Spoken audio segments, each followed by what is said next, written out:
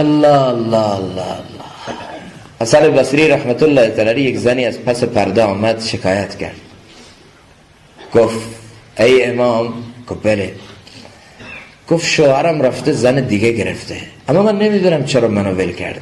من هیچی براش کم نگذاشتم، حسن دارم، زیبایی دارم، خانه‌داری دارم، تربیت اولادم خوبه، من هیچ کمی براش نگذاشتم، چرا منو ول کرده و یکی دیگر رو گرفته؟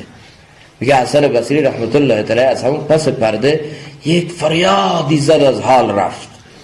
بعد اینکه حالت طبیعیشون آمد، یکی سوال کرد چی شد حضرت؟ هیچ. اگر فردا میدان محشر ذات احدیت الله از من سوال کنه الیس الله بکاف عبده، که آیا من الله برای تو کافی نبودم؟ چرا دنبال غیر من رفتی؟